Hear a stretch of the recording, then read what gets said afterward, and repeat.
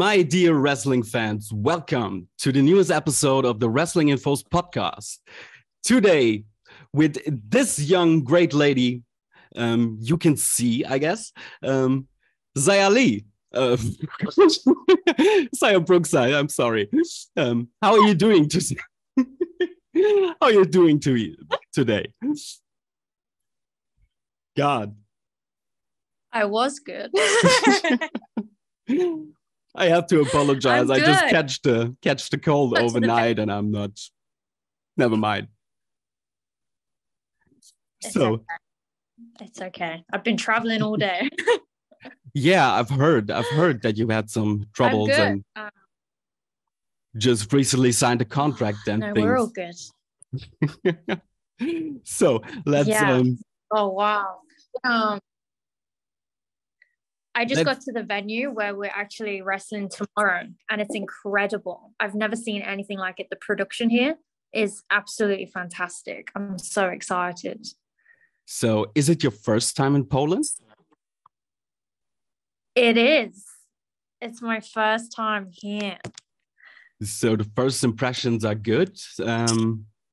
What I want to ask you about is, and I'm hoping for a good one here, is what is the first thing you remember about wrestling? Oh gosh. Oh wow. I think one of the first things that I remember is watching my dad wrestle in Hanley. So that's like Victoria Hall, Hanley, near Stoke-on-Trent in England. And it was my favorite venue. And I used to love watching them there all the time. It's like a really old school, like British hall. All right. So like the history of the hall itself is just incredible. And then like watching my dad wrestle there. And then like luckily back in 2016, I actually got to wrestle there too. So like that was like my first thing. And I was like, oh my God, like I'm wrestling where my dad wrestled. This is crazy. Nice. And then I did the, Kendo Nagasaki. He held a British wrestling tournament there in 2016, which I won. It's one of them venues that was like my first experience, like my first memory, but then like also have like my own wrestling career there too. Like it's kind of come like full circle. Yeah, right. It's always about the full circles. I want to talk about that later. Yeah. Like you started pretty young with 17, I guess, at ASW. No, my first match was May 2015, so I'd have been 16. Oh, my first. Wow, that's crazy. And 16 in my first match, and then I was like 17 later that year. But that summer, I did like a full 6 weeks on the camps, so I had about 100 matches in my first year. Whoa, okay, that's a big number. Yeah, and grateful to like All-Star Wrestling because like that's just like not even known of now to be able to do that many matches, but because they had the camps and like you're out wrestling every day, sometimes twice, sometimes 3 times the same day, like going from one venue, building the ring, wrestling, taking it down, going to the next venue, like you're just living, breathing wrestling. Yeah, nice. And just recently this year, you made your comeback after, I guess, a 5-year absence from ASW. You had your fair shares with Maria May. That was the October halftime. We did 10 shows back to back. And yeah, I wrestled Mariah May every single day. And it was like since NXT UK closing, the first place I called All-Star Wrestling, and I was like, I have to come back. Like, this is where I started. Like, this company means the world to me. It's the reason that I am here where I am now. And like, I was like, I just have to come back. Like, I just need to get that love, get that energy, like feel myself again. Since Robbie Brookside, your father, is like a pretty big deal in the business business, what was it like for you to grow up to like a famous dad? Was it more of a curse, or was it all, yeah, good in things? Yeah, so it's kind of I don't want to say like a 50-50 because it's really not a 50-50, but it's just different. But like to me, it was so normal. So growing up, like all through school, from like primary school, like I was like 8, 9, 10 years old, and I'd get picked up from school and we'd go straight to a wrestling show, get home at like 1, 2 o'clock in the morning. I'd go back to school the next day, get picked up, go back to another show. Like that was just how I was raised, and that was just like super normal to me. But I never wanted to be a wrestler. So when I was watching, I was watching my dad, and I was never like, that's what I want to do. Like I wanted to be a vet. I wanted to go to like have my own like vets, everything like that. Like, and it wasn't until he left and went to America like 9, 10 years ago now. It wasn't until he left that I was like, wait, like I felt like this big hole like in my life, something was missing, because I've gone from like this fast-paced lifestyle of like school wrestling, like the odd days off, like okay, now we're traveling down south for a week or like whatever it was, to nothing. And that's when I realized, I was like, wait, I actually want to be a wrestler. Like this is what I'm meant to do. And then I rang my dad, and I was kind of like winding him up a little bit, like from the age of like 13. I was like, I'm going to be a wrestler. He's like, no, you are not. He was like, go to school, like get your degree, become a vet, like anything but. Like he was like, no, you're not becoming a wrestler.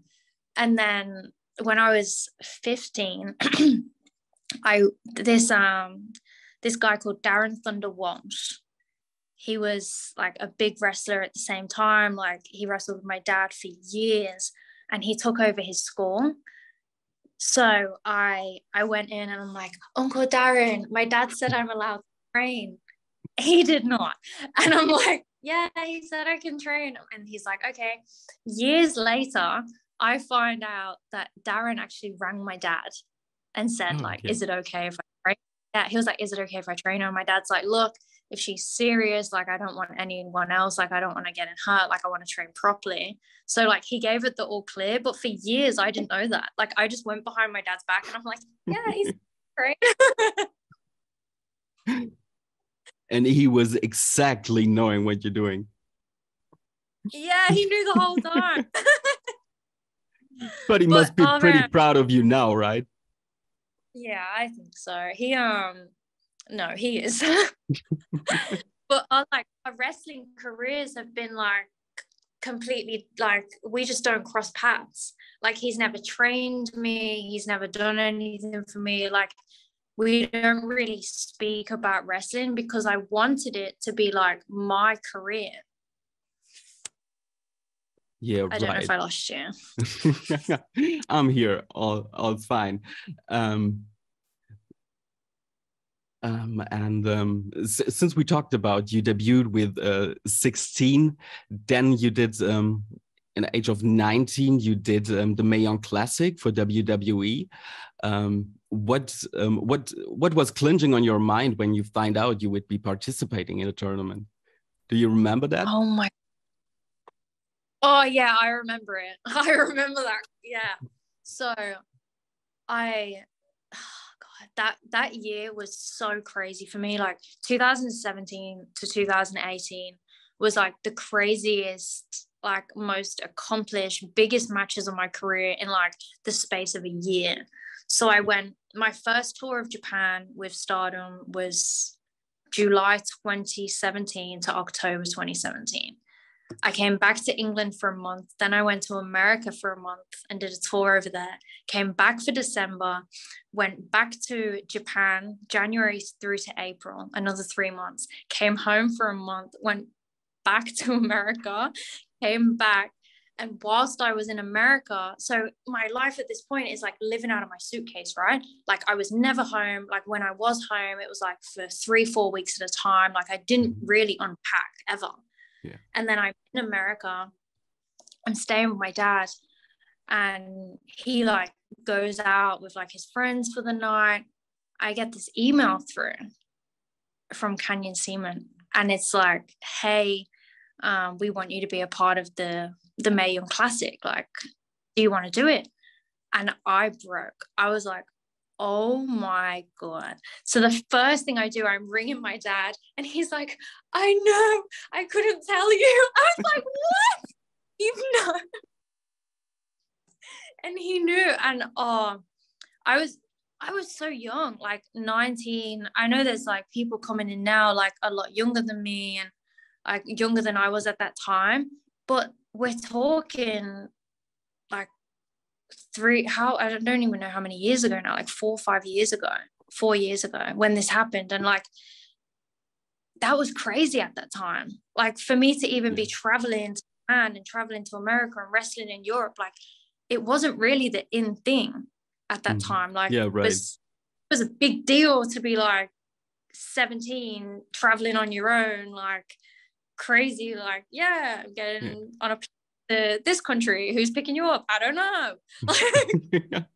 Or working for Stardom at that age, right? From the British Isles. Yeah, oh my gosh. But that email like changed everything for me. Like, we want you to be a part of the Mae Young Classic. And then I go to the Mae Young Classic, and it's the first time my dad ever sees me wrestle. Like at this point, I'm like, how 3-4 years into my career, and it's the first time my dad's seeing me wrestle. And like the feeling, like you can see it. Like I love watching that match back because you can see every single emotion in that match, and it's so raw and it's so authentic, and like I'm so in the moment. And like my dad being there ringside watching me, and like he's never seen me, and I'm like, oh my God. We didn't talk to each other all day leading up to that match. Same building, we just didn't talk to each other. Yeah, but it's just again the full circles, right? And it's definitely a highlight match to recommend to our fans to watch and just relive the emotions, because that, I guess, is what wrestling is all about, right?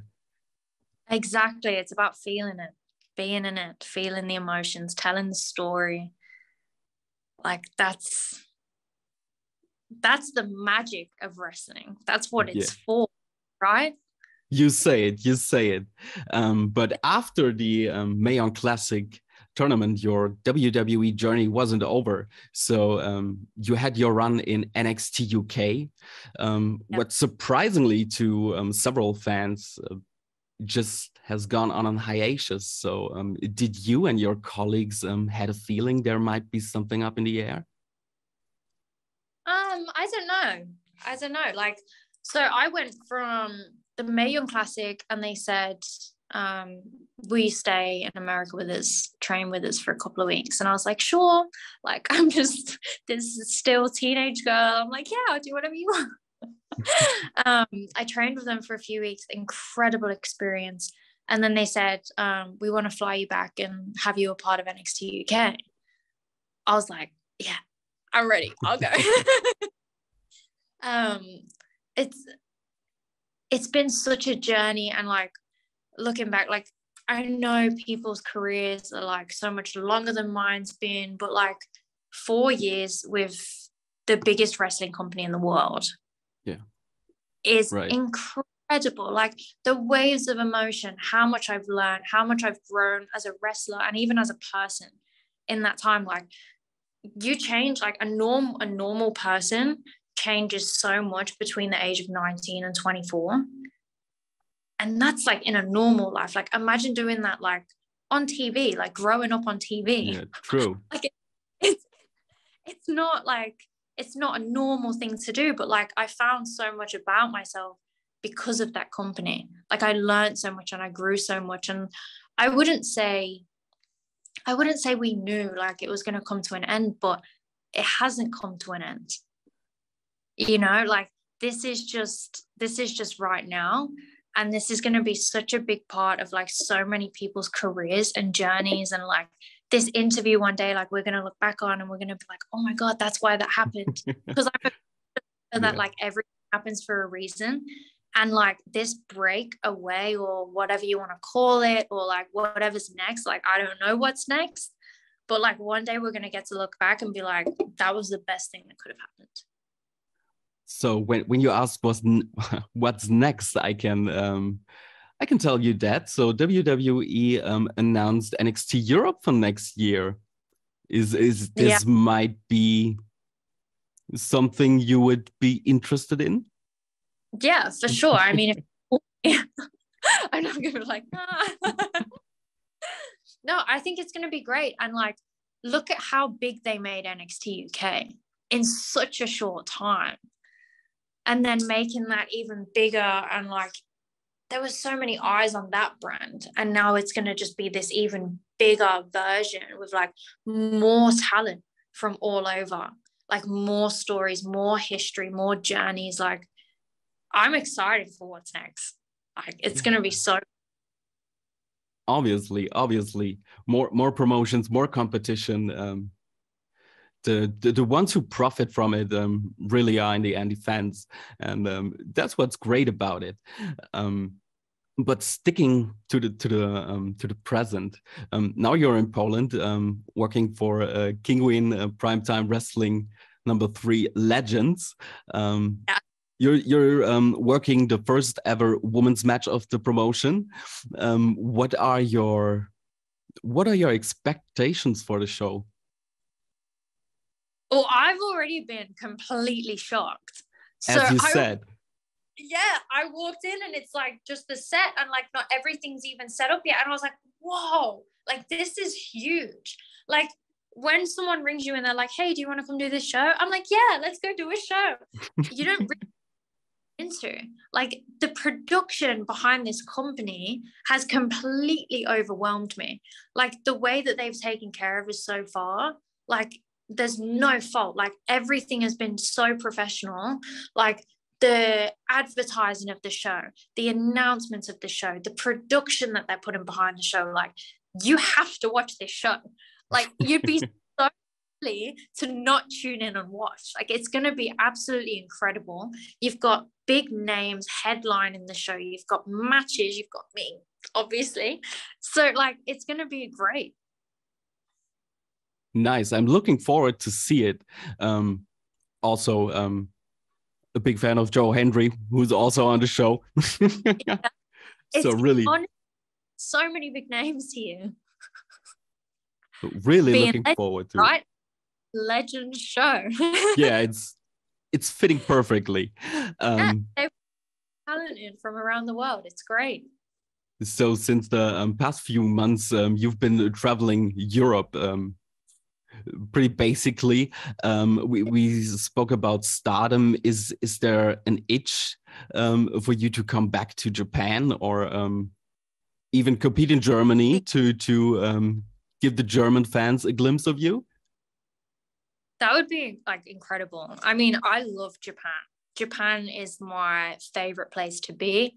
I love the culture. I love the language. Like I love all of the girls there, the promotion. Like Japan is like my number one.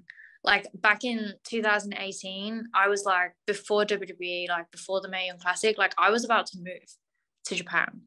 All right. Until I got that call for the Mae Young, like I was like, okay, yeah, let's move to Japan. Like that's how much I love that country and the company and like everything they are out there. So definitely want to get back out there.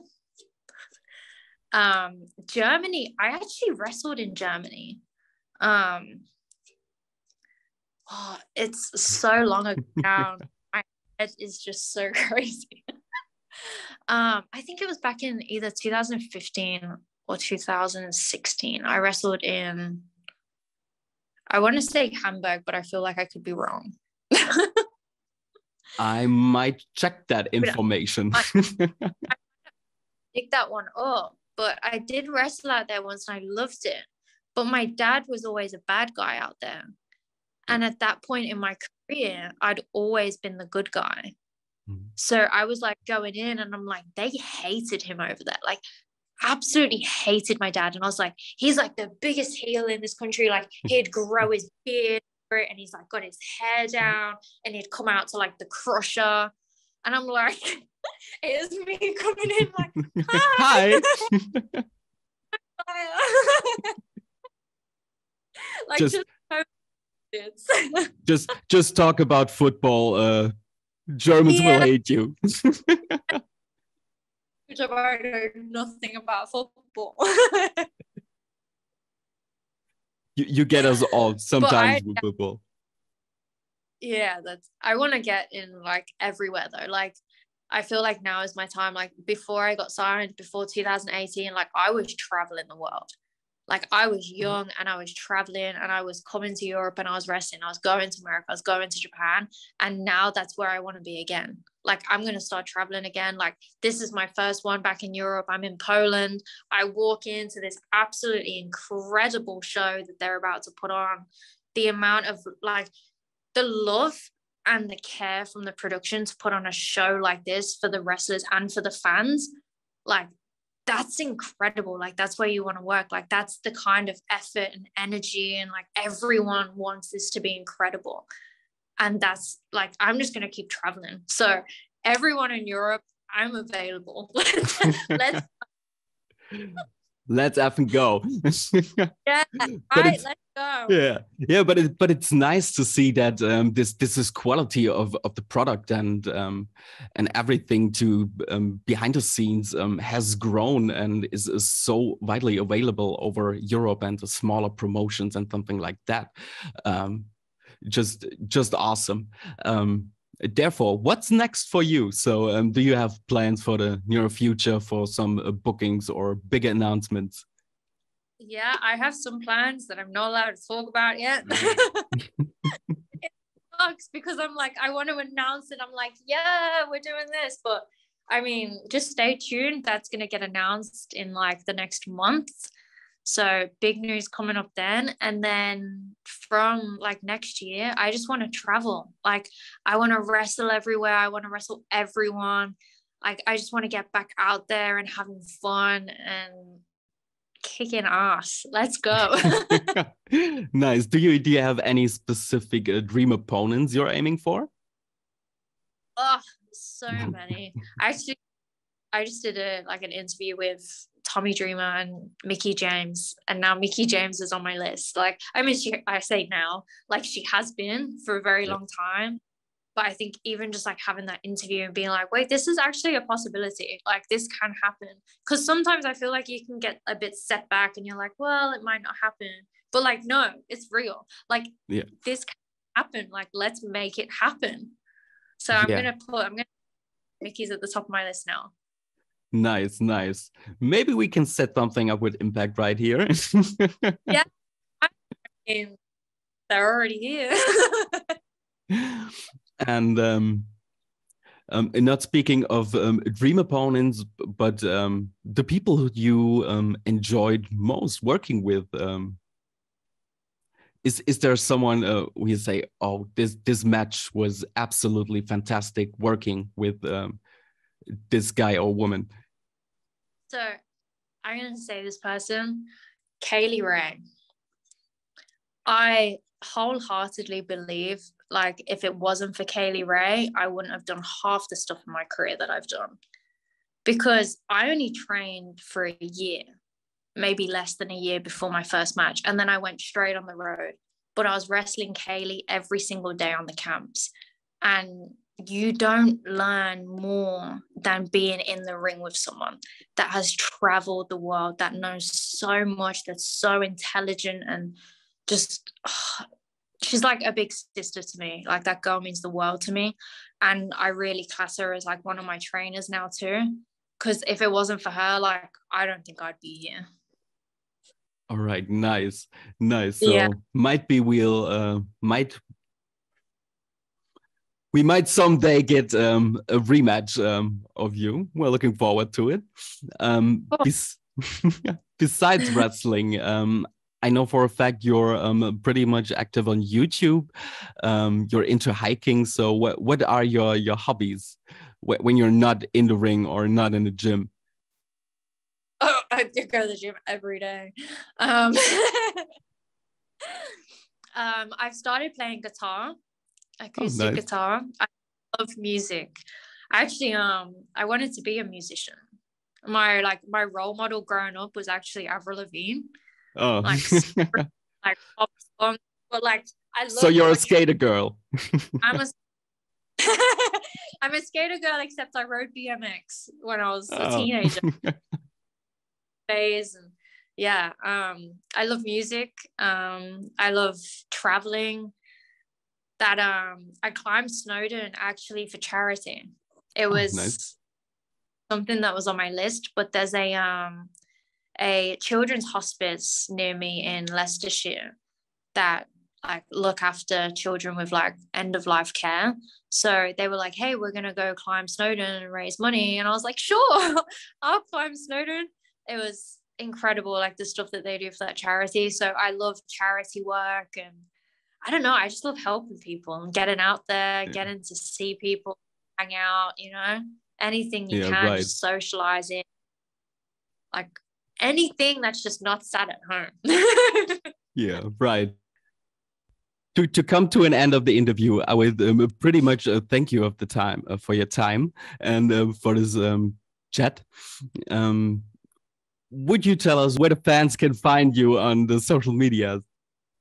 Yes, Twitter and Instagram, super easy at Xia Brookside, and all of my stuff and information is on there. And I just want to say a massive thank you for having this interview with me and chatting and hanging out.